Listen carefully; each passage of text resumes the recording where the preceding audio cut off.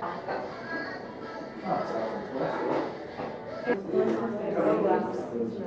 no,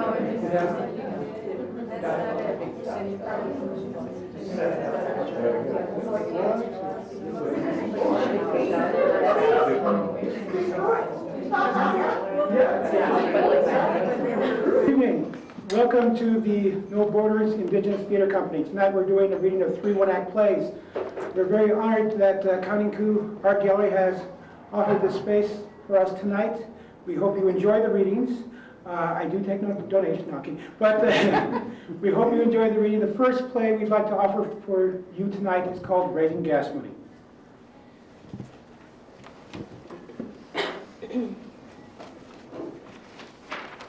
Raising Gas Money by William S. Yellowrobe, Jr. Time, late 1960s afternoon. Place, the living room of Eva St. Germain's house. Characters, Eva St. Germain, a woman in her late 20s. Mina Cloud, a woman in her late 20s. Thelma Rose, a woman in her 20s. Eva, Thelma, and Mina sit on a couch. They are going through small cardboard boxes and coffee tins. The purses are turned inside out, sitting on top of the coffee table. Gee, I was hoping we'd find something. Not even a penny. Your mice must have beat you to it, eh? What time is Gerald supposed to be here, Eva? I know. Cousin, why don't I go ask my sister Mabel? She might have some money. She won that small pot at bingo last Saturday. No, thank you, Mina. I bought enough already. It shouldn't take that much to fill up Robert's car. He has one of those tiny ones. I know. I thought it was a play kids car when I saw it. He might not have any gas in it at all. Well, we could push his bug all the way up to the agency. And put you on the hood of it with a lighter for life. Well, we won't make it to the agency on time. How did you find out the check was there? Teddy Rhodes came by the house this morning and he asked me if I received my lease check yet. He's broke too. That woman he's with, is he still with that Ruth Jones? I never liked her. Everyone went to high school, but she dropped out and went to thigh school.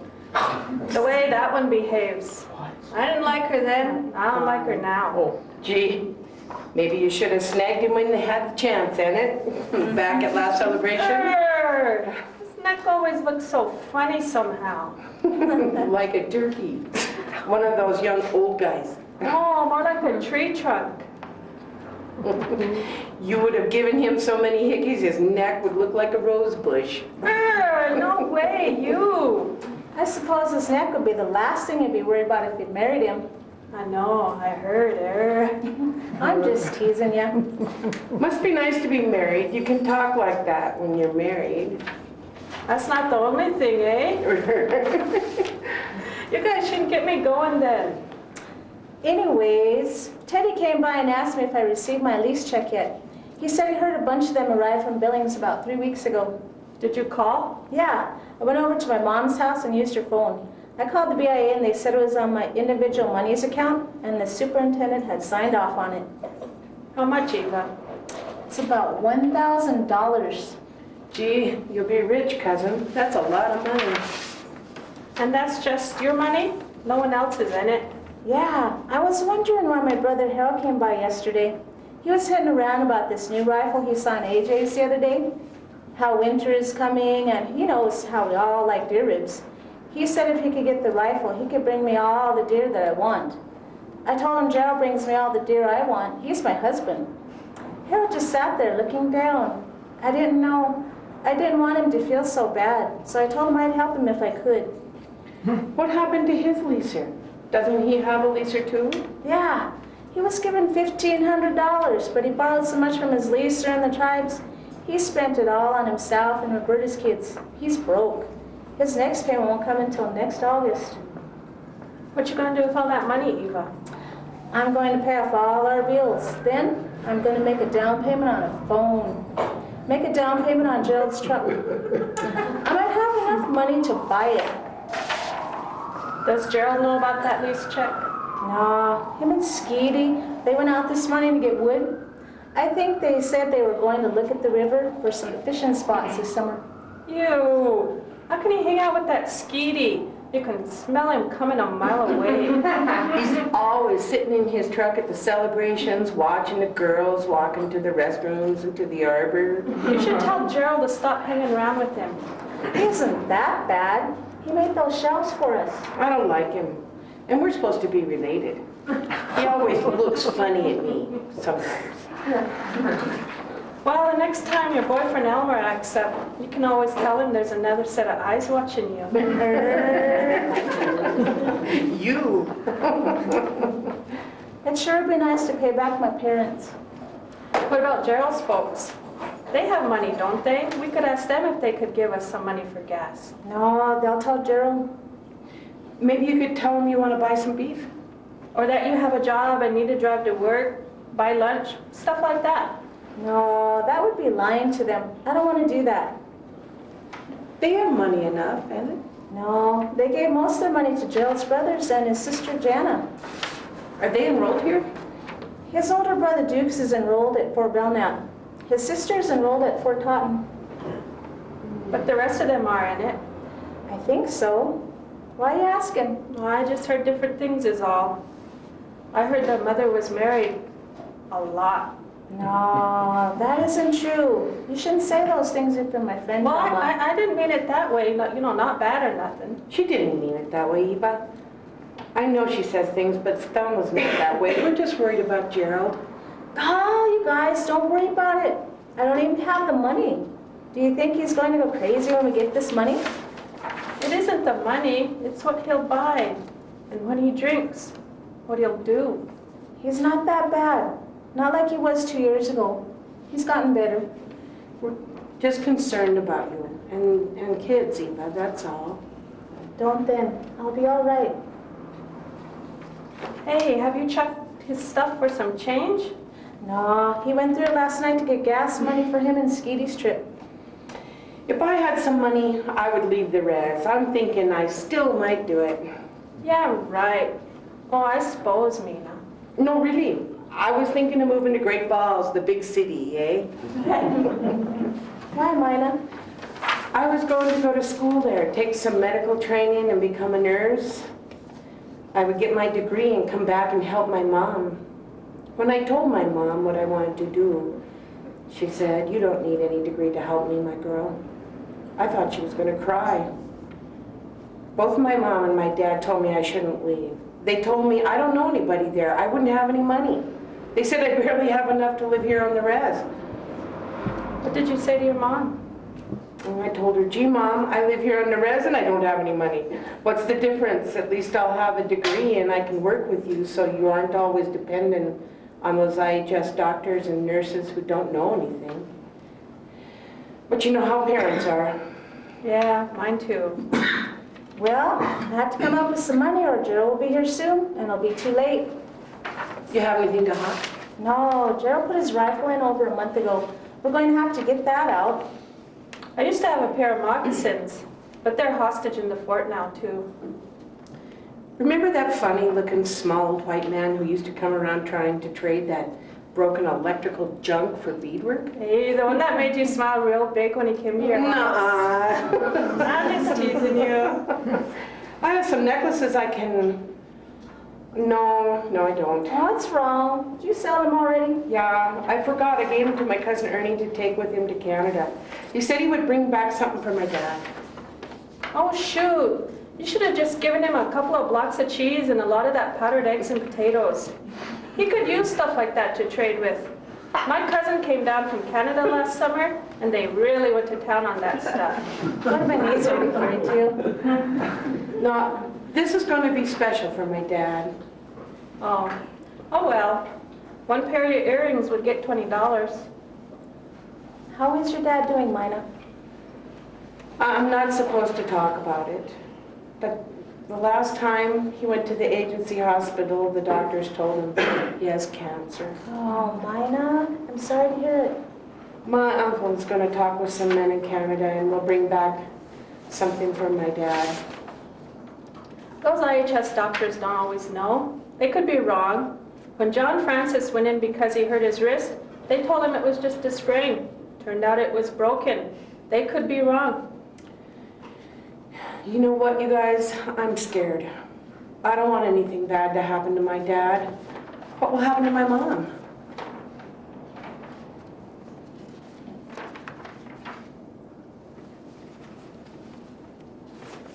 Don't worry, Mina. It'll work out. Now I feel real bad. Cousin, Eva, I have a question to ask you. Mina? No, let her ask. Could you, if you get Gerald's truck fixed, drive my dad to the hospital in Bismarck? My dad might have to go there for treatment. I will. I'll make sure he goes. You're my little sister. I'll do this for you. Look it. I found $1. Where'd you find it? I lied. I was holding on to it. I was going to buy some thread, but you can have it, Eva. Gee, how much do we have?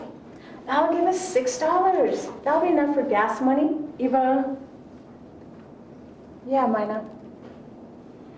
when you cash your check and Gerald starts acting funny, you can come and stay with me and my folks. Well, if anything turns bad for you, you can always stay with us anytime. Thank you, Mina. Come on, Mina. We'll take care of you, your dad, everybody. That's what we're supposed to be doing. Don't think that we'll forget you, or even Eva. Maybe it's because you guys are getting old, but not me, eh? When I get that age, I'm going to have the agency police to keep Skeety away from the celebration grounds. Not that bad. Have them keep Skeety at Thelma's house. They'll think I'm butchering when people pass by and smell him. I guess one of these days I'll go to Great Falls. One of these days, sister. But for now, this is why you can't leave here. We're your family, and we'll help you here when you're near us.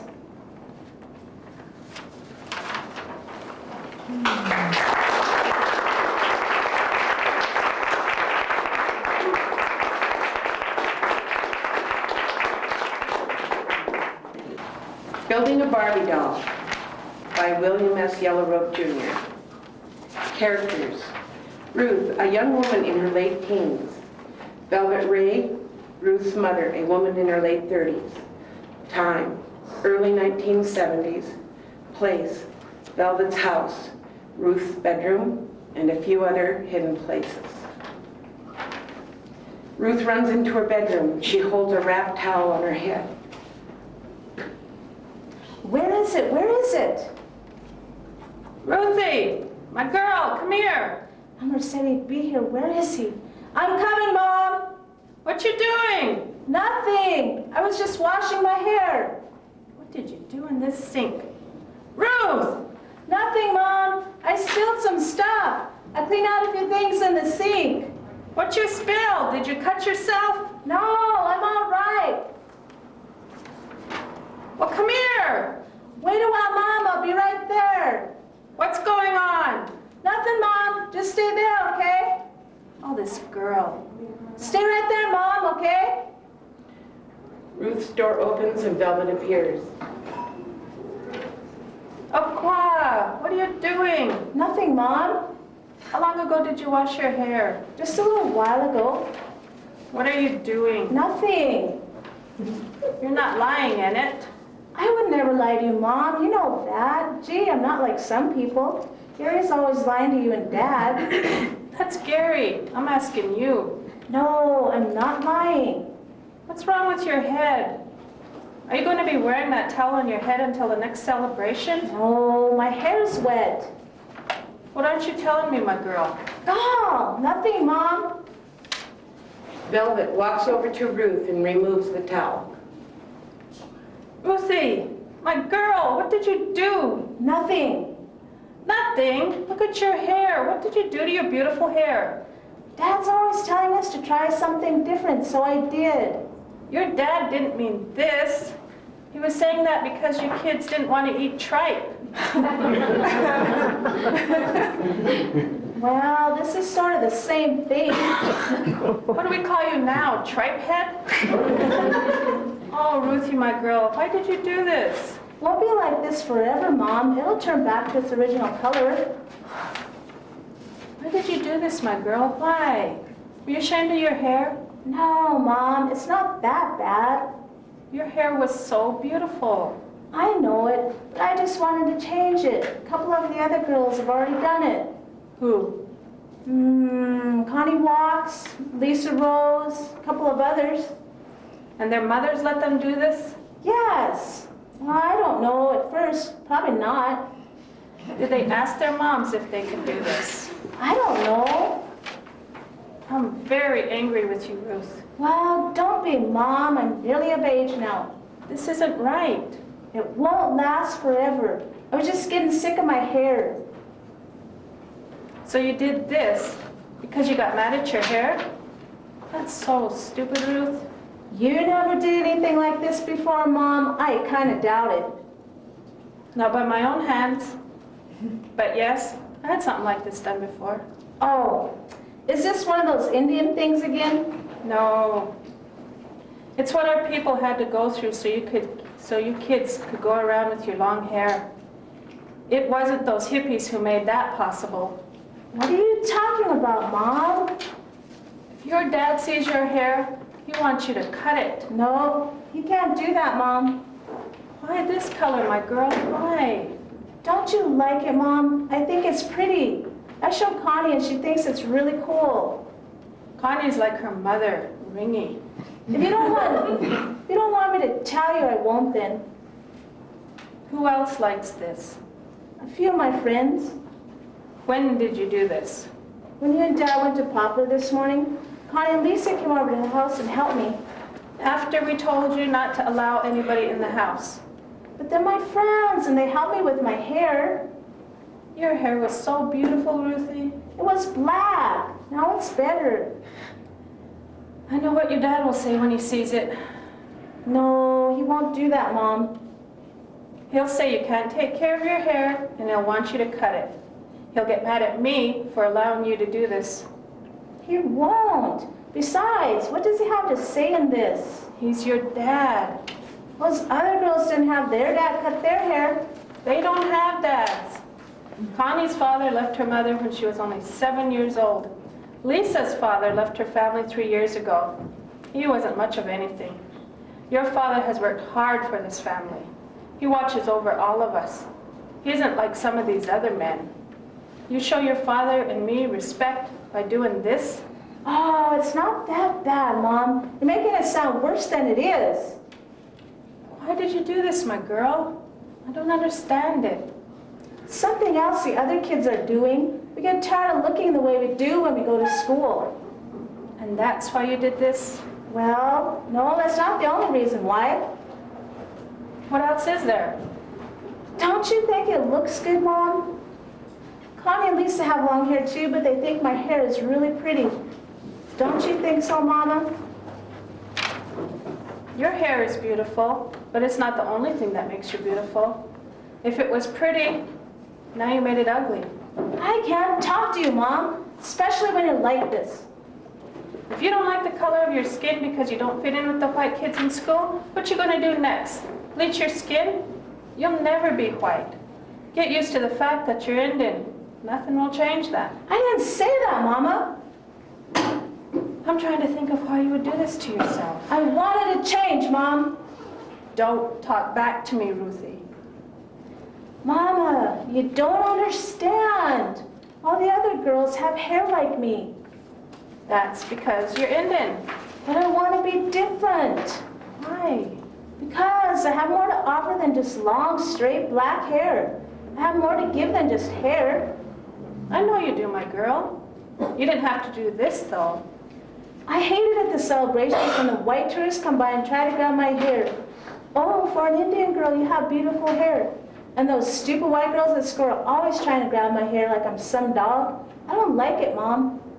It won't always be that way, Ruth. Times are changing. You're 17. This is 1973. Things won't be like this forever. It was a lot different when I was your age. You always say that, Mom. You never tell me why. I don't understand what you're saying half the time. Come here, my girl. Sit with me. Crosses to the bed and sits with Velvet. When we went to school, it was in the late 50s. Not all of us went to boarding school. Some of us went to the local school here when it was made possible. When the blacks made that fight, it made it possible for us to go to school here. I stayed here in town and went to school. The school nurse would examine us at the beginning of school. If she found one student with lice, she would cut their hair. Emily Stans, she was my friend. She used to stay with her father in this old cabin outside of town. Her father was a hunter, and they didn't have store-bought items. He would tan hides. She didn't have cloth sheets.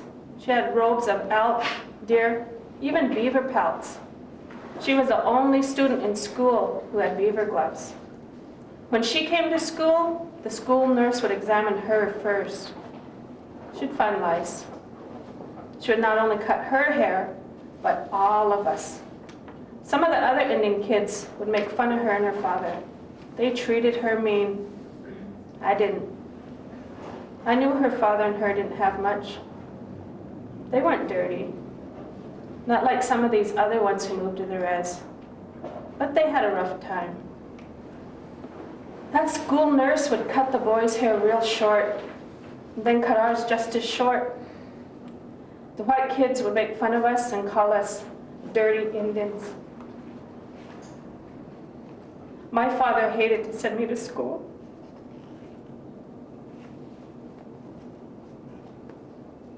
When I was of age, he took me out.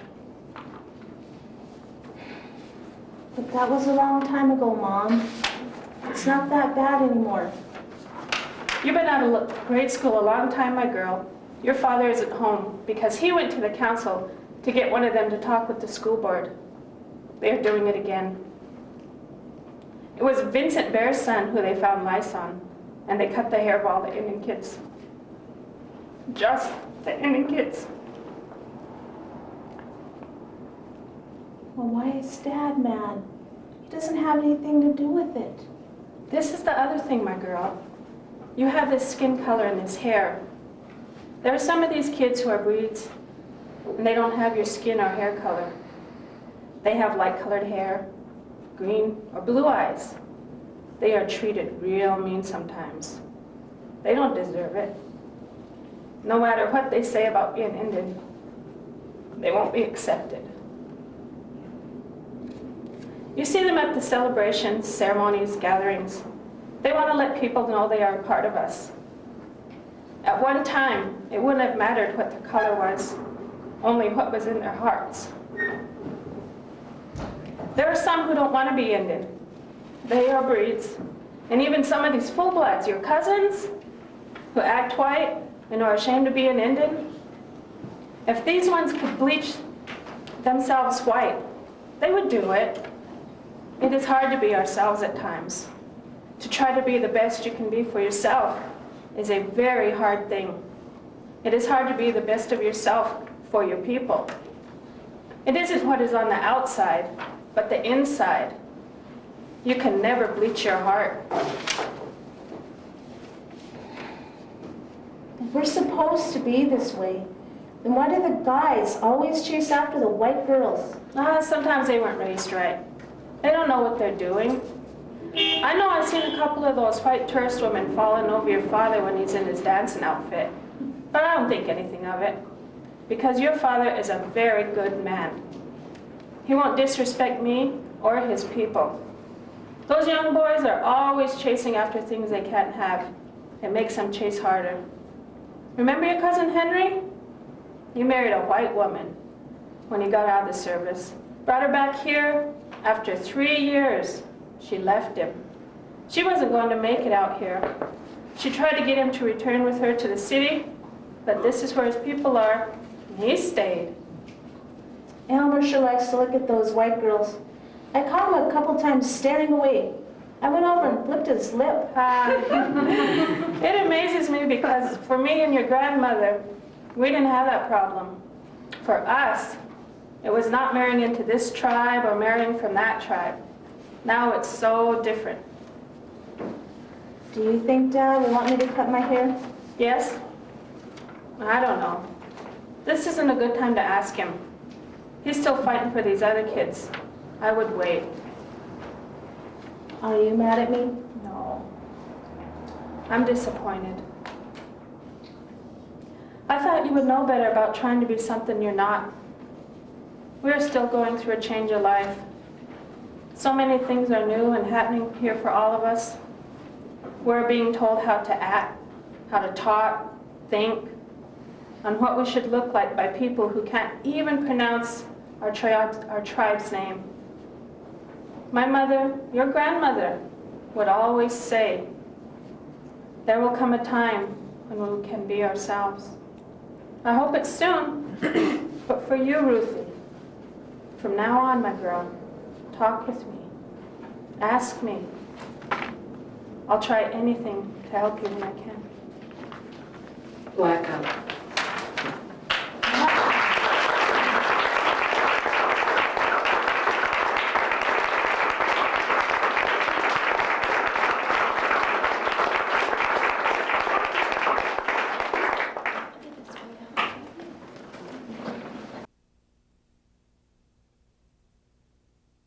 That would never stop you. Mona, how are you, dear? Fine. I'm fine. I'm feeling good today, and I thought you might be stopping by. I haven't heard from you in a long time. I'm sorry to hear about Will. He was a good politician, wasn't he? Yes, Will was a good man. I miss him now and then.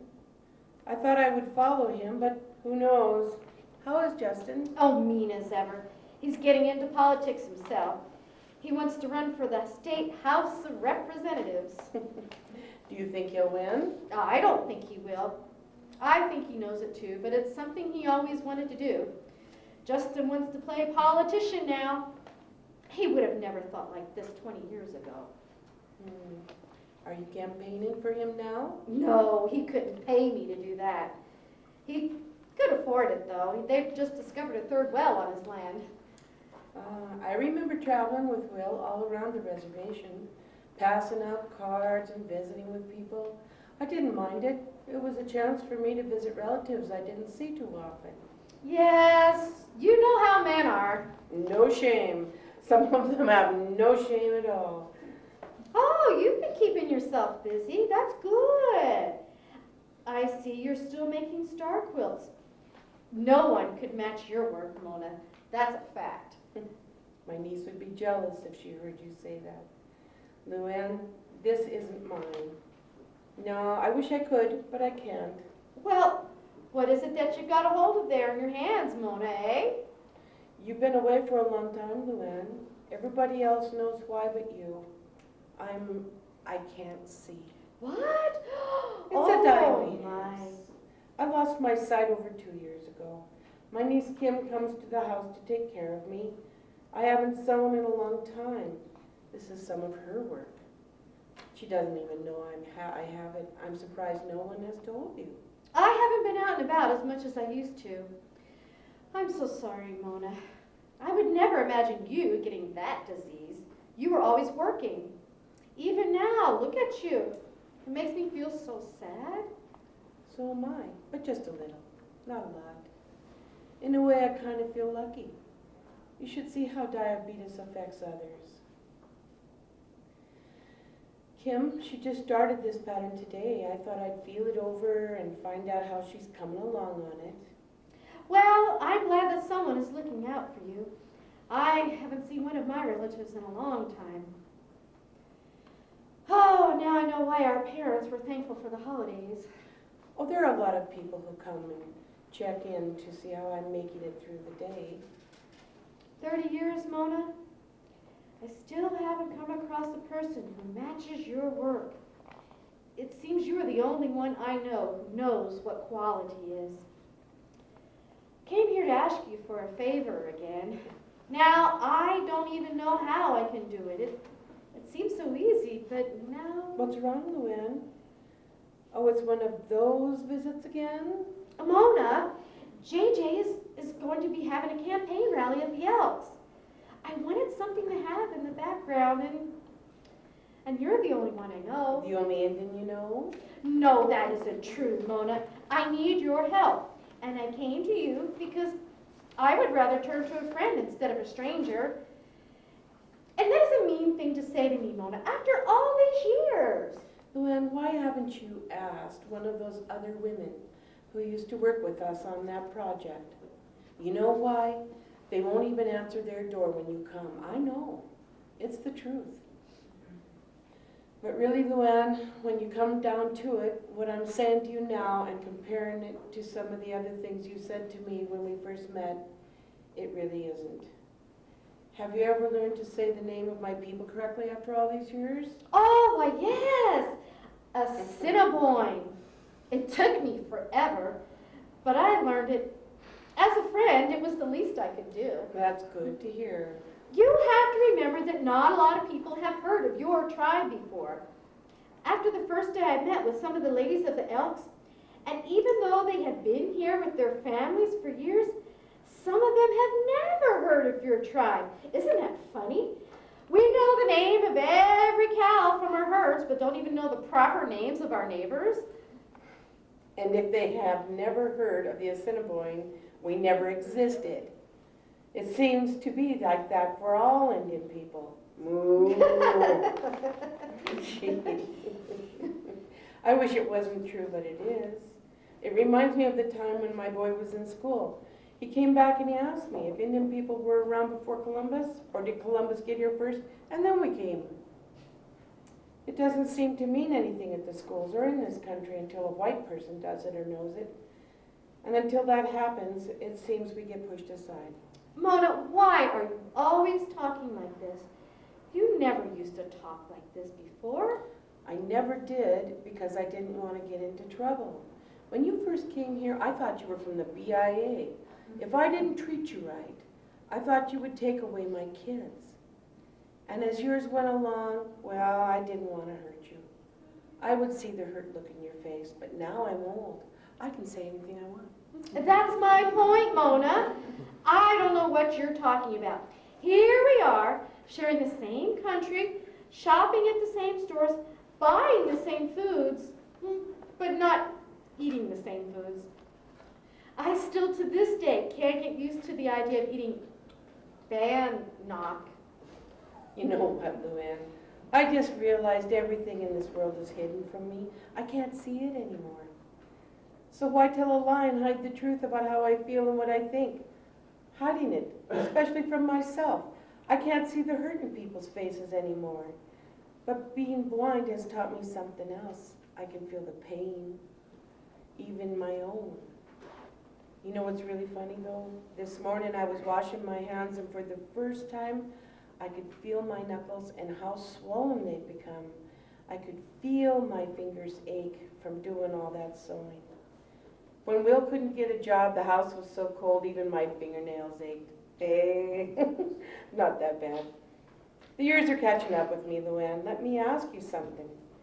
If it wasn't for wanting that star quilt, would you have ever come to an Indian home or kept on returning to my house? What a thing to say.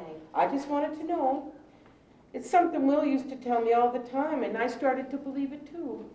Stop coming to your house because you're an Indian? Oh, that's foolish. Wait, that isn't true to a point. I don't know, Mona. I might have, when I couldn't get a quilt, but I have thought of you from time to time. Then why didn't you come to visit me when you didn't want a star quilt? Like I said, I've thought about coming to visit lots of times. Then why didn't you? Because among our people, we seem to need reasons for everything we do. Practical reasons. Something always came up. Remember, I raised kids and worked. We all have, Luann. And that's the first time you've ever heard me say something like that. I have something I've always wanted to say to you, but I didn't, because I didn't know how you would take it. When you first came here, you just walked right into my house without even knocking. I didn't mind because I've had other white people do that. Even some Indians do that, but they stop when they realize they've done something wrong. You never asked me why I made star quilts. You were more concerned about how you could get your hands on one. Money wasn't a big thing because you had money. But with all of this, you still never understood or asked why I made star quilts. You may not even want to hear this now. But when I was young, I used to do a lot of beadwork a long time ago. Then I got my medicine and received something special to work on into the quilts.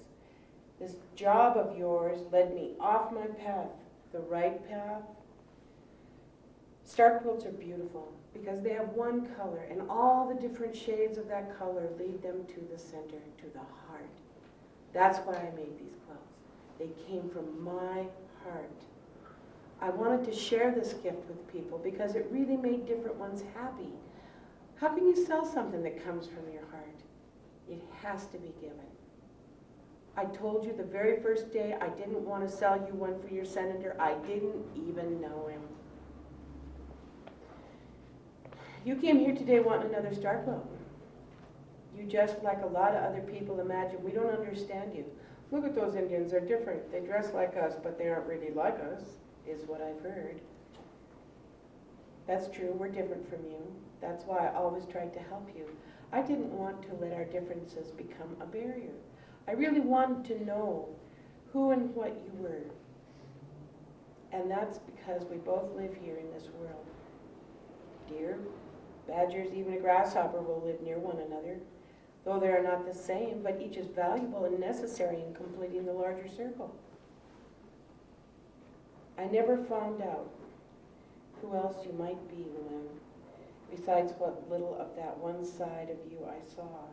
And now that I'm older, I realize I don't know you and you don't know me. Not one thing about me. It makes me feel bad to say this to you. I don't have any more star quilts for you. I gave you the last one a long, long time ago, and you didn't even know it. We've both grown old and pitiful, but pitiful not because we're old. Pitiful that we've been here for so long and still don't know anything about one another. And that makes me feel real sad. She gets up and wraps her shawl around Luann. Mona, can we ever be friends? I feel so empty, cold. Warm yourself, Luann. At least it could be a start. Blackout.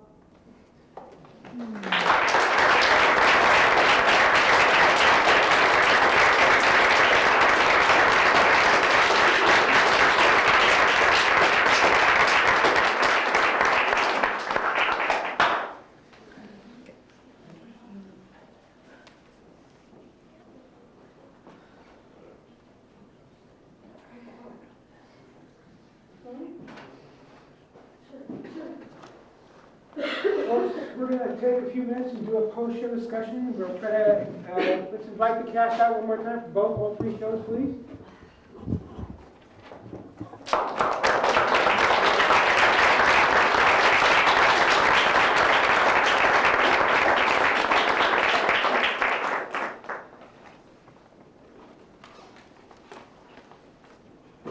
Yes, I'll serve as moderator, so if you have any questions about the work, the themes, anything, feel free to ask.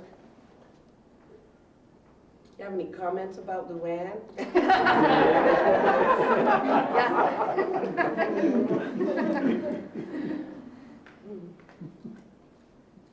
would be great to see it in production.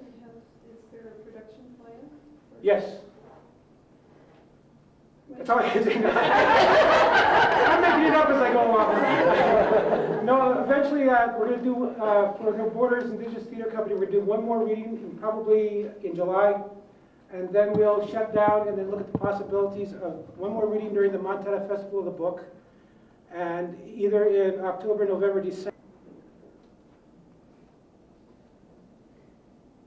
I think it was a little scary for us because none of us have any training in this. You know, so getting up in front of you guys was a little hard to do. Thank you, she did a great job.